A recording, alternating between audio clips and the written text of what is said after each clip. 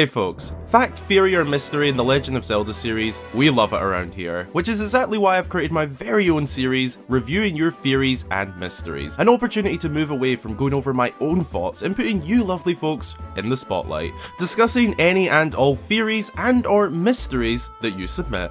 Welcome back. I hope you're excited to dive into some super interesting submissions for today's episode. You know what else is super interesting? Today's special guest, the first of the series. In collaboration for today's episode of reviewing your theories and mysteries, please welcome Bandit Games.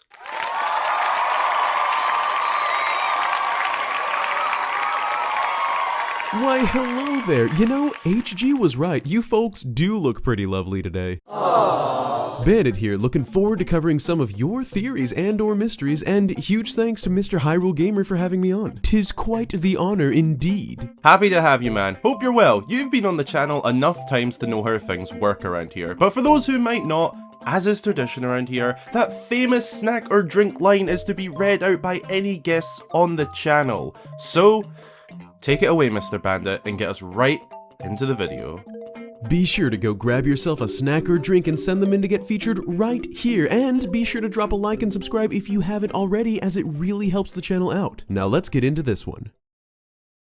To start the video off, we've got a comment that we found right here on YouTube from Elijah Nickel. It reads, here's one, what happened to the magmas? They couldn't have just gone extinct from a volcano eruption because they can dig. Did they evolve into something else? That's a great question, and for those of you who might not be familiar with the funny fuzzy creatures known as magmas, or if your memory has gotten funny fuzzy over the years, allow me to give you a quick reminder. In the game Skyward Sword, which takes place long ago as far as the Zelda universe is concerned, there was an area on the surface of the earth known as the Elden Volcano. The residents of this volcano were not the Gorons like we're normally used to in other Zelda games, but rather were a race of mole-like people called the Magmas that haven't been seen in the franchise since. I think the solution to this question is kind of vague, but also deceptively simple, and here's what I mean by that. In the first place, this question is a great one because species in the Zelda universe never really seem to go extinct. Normally, you'll catch them popping up later in the series as either the same kind of being or an evolved version, like the Zora race becoming the Rito, or the Kokiri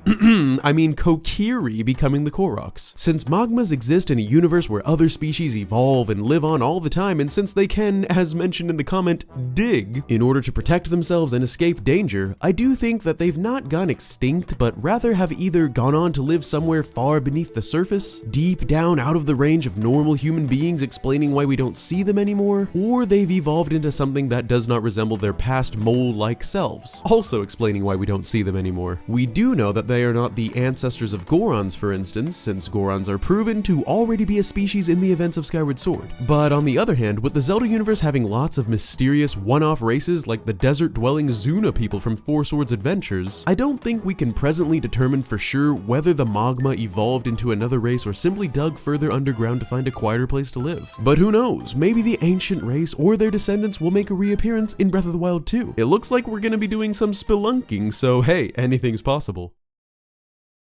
Next up, from Nacho Chi. They present a whilst noted unlikely, but obviously still possible, theory that a bystander of the Akala Citadel could actually be a ghost from the days of the Calamity. Okay. What? I'm sure many of you that have played Breath of the Wild will actually know the NPC we're going to talk about. So, you know when you go to the mighty fortress of Akala Citadel for the first time, what a first sight that was, by the way, if you approach via the broken bridge leading to the main entrance and staircase, you can come across a travel in a bit of bother with a rather lanky creature. A moblin. This is a common sight across post-apocalyptic Hyrule, having to help out struggling or just walking right by and pretending you didn't see them. But if you do help out by beating the moblin, you can talk to this traveller by the name of Nell. No, not Neil, he hears that often enough. Anyway, the comment proposed that this fella could actually be a ghost, but why is that? Well, Nell tells us that he's looking for his kin that died right here during the fall of Akala Citadel 100 years ago. Nell is also, to our knowledge, the only NPC in-game seen wearing this ruined version of soldier's armor, which is actually very significant to this little theory. The fact that he is the only character in the game seen in this ruined version is pretty odd. More so considering we see travelers all over Hyrule battling against bokoblins and moblins, but none of them are this badly beat up. Never mind the guy wearing literal armor. Either he's just extremely poor at defending himself, or something else is going on here. If we check out all the other travellers found across Hyrule taking on the dangers of the land, none of them are this badly beaten, and they're just wearing everyday traveller clothes, never mind proper armour. Even when others are knocked unconscious, their clothing isn't damaged. Nails is damaged from the get-go. Could this be telling us something more than seen to the eye? You also mentioned that you've never seen them again following helping out and activating the tower, and at first I thought this was unlikely, as Blood Moons would just respawn the enemy and probably the NPC. But after going in-game and investigating, I also couldn't find Nell again. But what's weird is, all those other travellers do respawn when their enemy respawns. This one doesn't. You suggest that they are actually a ghost, essentially revisiting the place where Hyrule fell. I mean, they do have a good understanding of what happened here 100 years ago. They're more than happy to tell Link about it. That could just be a coincidence, but it makes you think.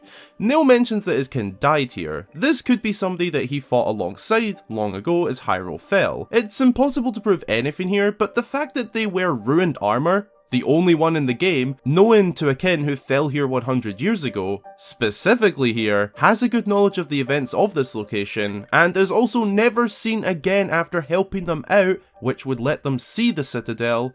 You never know.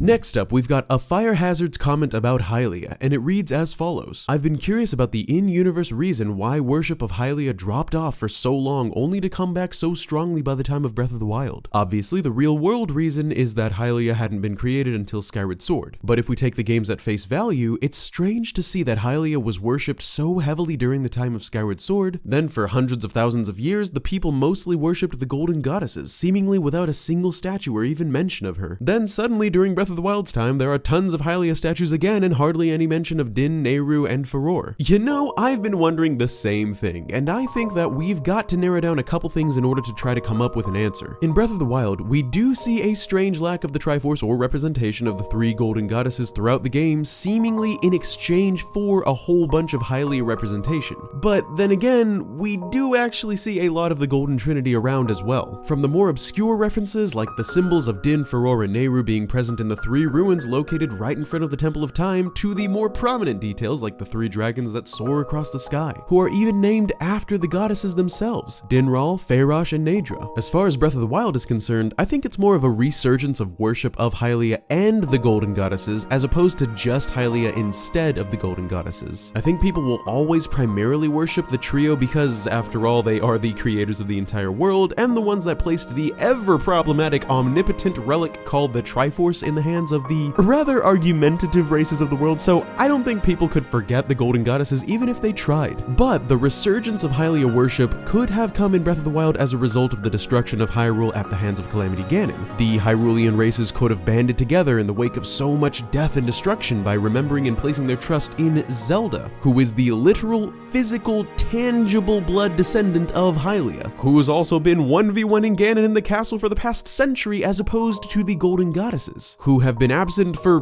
well, about as long as anyone can remember. However, if the resurgence took place before the Calamity, then it could have been because of anything really, since we have no confirmation of how many thousands of years have passed since the previous Zelda game, or even which timeline Breath of the Wild takes place in. For instance, it could have come as a result of people exploring the Forgotten Temple and finding that giant statue of Hylia before it was flooded with deadly guardians as a result of the Calamity. Or, if Breath of the Wild takes place in the adult timeline, it could have then been because of the Golden Goddesses flooding and destroying Hyrule thousands of years ago, prior to the events of the Wind Waker, and therefore that might have been the catalyst that led to people's remembrance and newfound belief in Hylia, the protector goddess of Hyrule. But of course that explanation only makes sense if Breath of the Wild takes place in the adult timeline. For the other two, there would have to be other explanations that could be as simple as the natural evolution of religion given tens of thousands of years passing. There's no concrete way to tell why the resurgence of Hylia worship came about by the time of Breath of the Wild, but these trains of thought that I've talked about are pretty believable pieces of speculation in my opinion. Next up, from Aru. The divine prank in Twilight Princess occurred because Zelda messed with time during the events of Ocarina of Time. Okay, if you're not sure what the divine prank is, allow me to explain briefly. During Twilight Princess, we see a flashback to events prior to the game. These events take place not long after the events of Ocarina of Time. In this scene, we see Ganondorf being set up for his execution, but in an odd turn of events, a divine prank of the gods, Ganondorf finds the power to break free with his Triforce of Power within. But surely the mighty gods of Hyrule couldn't allow this. I mean, he's literally a war criminal. Well, Ganondorf breaks free and murders one of the sages. The reason he was sentenced for execution in the first place was due to his crimes during the events of Ocarina of Time. You know, trying to take over Hyrule by lying to the king. No big deal. That's his crime. This is his punishment. Seems fair. But did Zelda commit a crime of sorts? Well, in order to stop Ganondorf, Zelda and Link both use the time-traveling abilities of the Ocarina of Time. Whilst this all seems like it's fine, they're basically manipulating time, and space I guess, in order to alter events that were due to happen, naturally. Could Ganondorf finding the power to break free from his shackles be the gods leveling the playing field, an eye for an eye? Yeah, Ganondorf did wrong, but from a certain view, so did Zelda and Link. This one is all about perspective, and from this alternate view, you could actually argue that Ganondorf breaking free is, as you said, an eye for an eye. The hero and princess manipulated time to alter the natural events the kingdom had coming. In a sense, what they did changed destiny. Is that worse? That's not for me to say, but it's certainly not fair from this view. Ganondorf did all of his evil bidding within the world he had. Sure, it was a vile lie and everything he did was horrible, but everything he did was fair game in terms of time itself. He didn't cheat the game.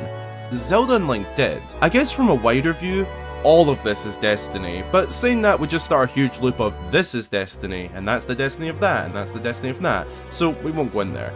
Personally, I think that this is very possible. The gods are a mysterious thing in Zelda. Maybe they were just simply leveling the playing field, because from a certain view, Zelda and Link cheated the game.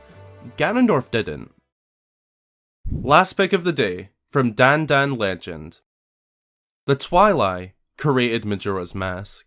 I'll start us off for this one. This theory has been around the internet for years. The mysterious Twilight people and the unknown origins of Majora's Mask. The unlikely connection. The basis for this is the shape of the eyes, lining up with the fused shadow, a Twilight relic. With Majora's Mask, things line up very well, especially the eyes. That is where this theory really kicked off and grew into a huge discussion over the years. You suggested that because the Twilight realm of Twilight Princess has been around for as long as Hyrule, and that the happy mask salesman of Majora's Mask, the game, but also the current owner of the mask, says that the mask is an accursed item from legend said to have been used by an ancient tribe in its hexing rituals, and that the Twilight are an ancient tribe, that the origins of Majora's Mask could be Twilight. It lines up pretty well. For those that might not be fully aware, the Twilight realm seen in Twilight Princess becomes populated thanks to the banished interlopers that tried to take the Triforce. Those dark interlopers were in fact a tribe of very powerful magic sorcery. They've lived in this shadow plane parallel to Hyrule for a very long time. Majora's Mask is an extremely powerful mask with an origin that many fans have wondered about ever since the game was released over 20 years ago. 20 years of more games, adventures, and of course,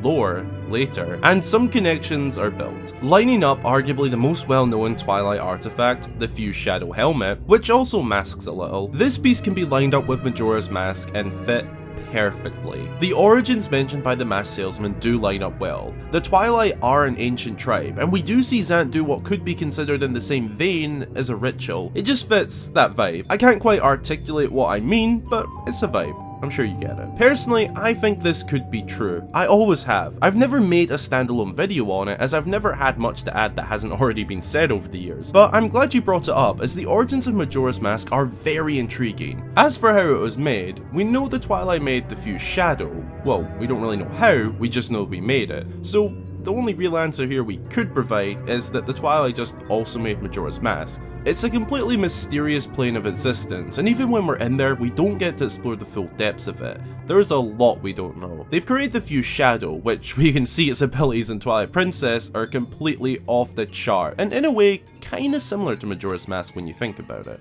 So yeah, I wouldn't say it's too far-fetched to say that the Twilight just made it in the same vein as the fused shadow. Twilight magic. That's your answer. But I'm not the only one here today, so let's hear Bandit's thoughts on the map.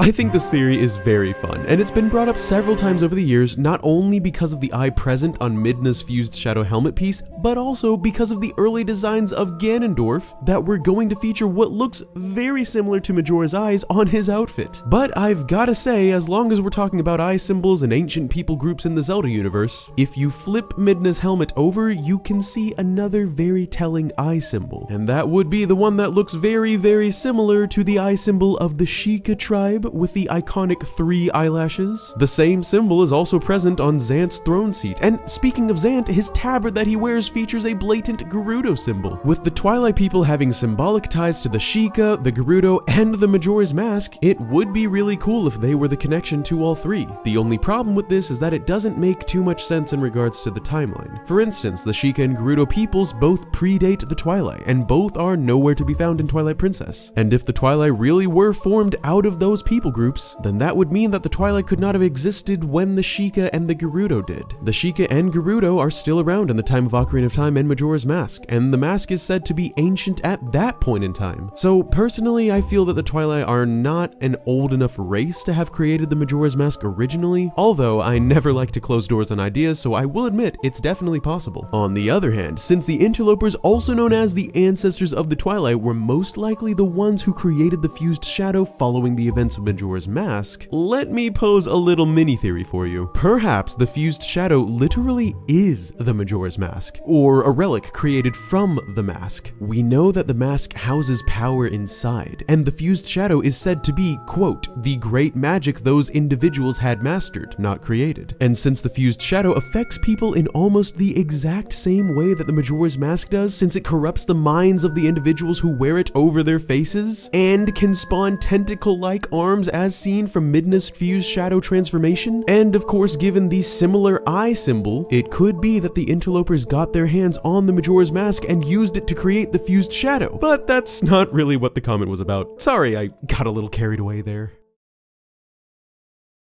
And that's all for today. A huge special thanks to my mate Jordan, or Bandit Games, for joining me on today's episode. Thank you guys so much for watching, and once again, thank you Sir Adam of Hyrule Gamer for having me. It's always a joy to be here on the channel, and seriously, this is a really cool idea, and I'm glad you gave me the honor of being a part of it, and the freedom to use my own thoughts and words when talking about the comments. As always, I hope everyone has a great rest of their day. This is Bandit, looking forward to seeing you all later, and signing out. Peace! If you don't already know his content, you gotta check it out. It's 11 out of 10 for me in terms of quality. I'll have his channel linked below.